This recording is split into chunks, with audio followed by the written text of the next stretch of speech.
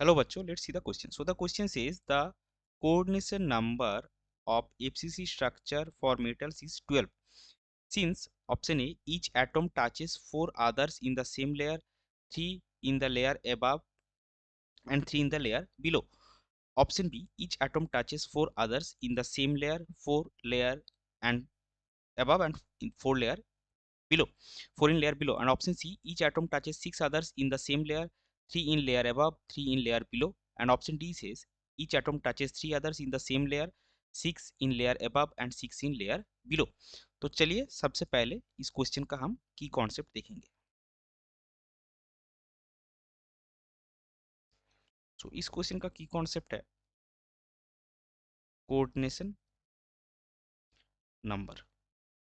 अभी देखिए बेसिकली हमको यही निकालना है कि जो एफसीसी मेटल में होता है, एफसीसी लैटिस में, उसका कोऑर्डिनेशन नंबर 12 होता है, एटम का कैसे होता है.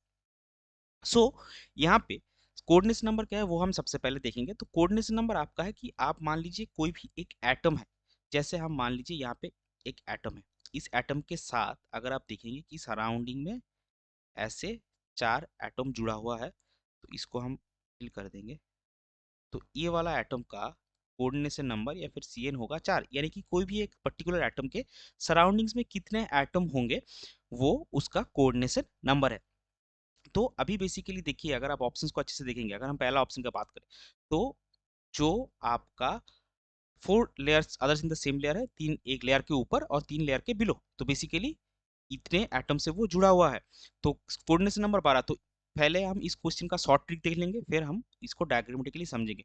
तो अगर हम ऑप्शन ए के हिसाब से देखें, सो 4 इन the same layer, 3 above 3 below, तो ये आपका कितने एटम हुए टोटल 10. यानी कि एक एटम 10 सेम सिमिलर या अदर एटम से जुड़े हुए होंगे, तो उसका कोऑर्डिनेशन नंबर क्या होगा 10. तो ये आपका नहीं हुआ क्योंकि कोऑर्डिनेशन नंबर 12 हमारा मेंशन है. बी में देखिए, बी में क्या है 4 प्लस 4 प्लस 4 12, मतलब ये पॉसिबल है. सी में देखिए क्या है 6 प्लस 3 प्लस 3, यानी कि ये भी आपका 12 हो गया. तो ये भी दोनों पॉसिबल है. और डी में अगर आप देखेंगे, डी में क्या है आपका 3 प्लस 6 प्लस 6, अगर इसको आप ऐड करेंगे टोटल सराउंडिंग में 15 एटम्स आ रहे हैं, तो ये भी आपका पॉसिबल नहीं है. तो बी या सी में से आपका आंसर होगा. अभी उसको कौन सा आपका सही आंसर होगा उसके लिए हम क्या करेंगे, मिडल का जो एफसीसी लैटिस है उसका स्ट्रक्चर एक बार देख लेंगे. तो जैसा कि आप देख सकते हैं इस स्ट्रक्चर में, मान लीजिए हमने ये वाला एटम को, फेस सेंटर का एक एटम को जुड़ा है, तो ये क्या होगा, ये अपने सेम लेयर में, ये जो कॉर्नर में 4 एटम है इसके साथ जुड़ा होगा. सो 4 इन सेम लेयर. और इसके जो ऊपर का लेयर है, ये वाला साइड हम ऊपर के साइड पकड़ रहे हैं, तो इसके ऊपर के लेयर में देखिए ये जो रेड एटम से फेस सेंटर में, एक ये हो गया, दूसरा, तीसरा और चौथा, इसके साथ भी ये फेस सेंटर का एक एटम जुड़ा होगा. सो 4 इन द सेम लेयर, 4 इन